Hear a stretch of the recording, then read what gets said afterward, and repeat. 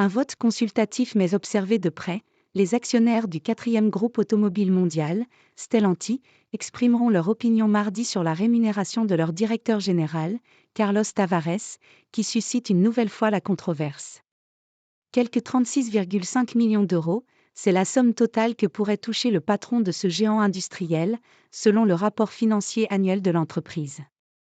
L'Assemblée générale des actionnaires doit débuter à 14h, 12h GMT, à Amsterdam.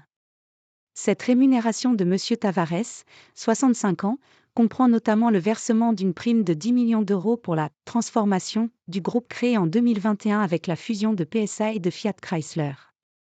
Elle intègre également des pensions de retraite qui seront versées sur le long terme, mais aussi des bonus attribués seulement s'il est au rendez-vous d'objectifs fixés pour 2025, dernière année de son mandat actuel à la tête du constructeur. Au titre de l'exercice 2023, M. Tavares touchera dans un premier temps 23,5 millions d'euros.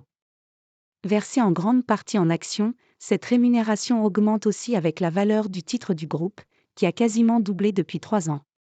Avec ses 14 marques dont Peugeot, Citroën, Fiat, Dodge et Opel, Stellantis a publié le 15 février un nouveau bénéfice record de 18,6 milliards d'euros pour 2023, en hausse de 11% sur un an.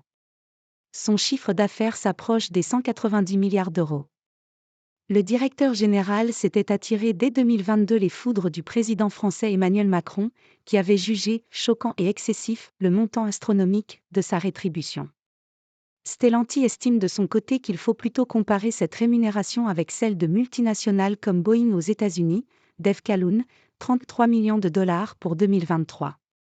Le groupe réalise en effet la majorité de ses ventes en Europe, mais tire l'essentiel de ses profits du marché américain. Faites une loi. En déplacement lundi à l'usine de Trémery, Moselle, Carlos Tavares a assumé cette rémunération, qui a une dimension contractuelle entre l'entreprise et moi comme pour un joueur de foot et un pilote de Formule 1. 90% de mon salaire est fait par les résultats de l'entreprise, donc cela prouve que les résultats de l'entreprise ne sont apparemment pas trop mauvais, a ajouté M. Tavares au micro de France Bleu Lorraine Nord.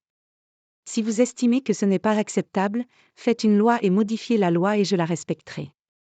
Abstention de l'État français. Contrairement à ce qui se serait passé si le siège social de Stellantis était situé en France, le vote des actionnaires sera purement consultatif, la société étant de droit néerlandais.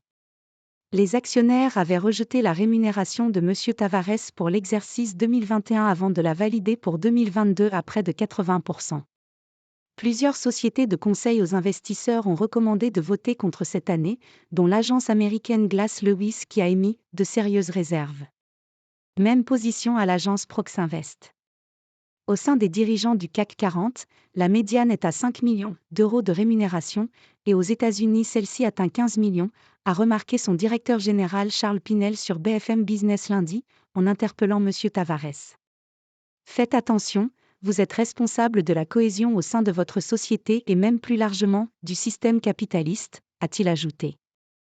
La CGT Stellantis a décrié un salaire, totalement choquant et scandaleux, équivalent à 100 000 euros par jour, une augmentation de près de 50%, quand la plupart d'entre nous ont eu seulement 3,7%, et galèrent pour finir le mois. Le géant automobile a indiqué le 15 février qu'il allait redistribuer près de 1,9 milliard d'euros à ses salariés dans le monde. Les actionnaires du groupe recevront autour de 7,7 milliards d'euros pour l'exercice 2023.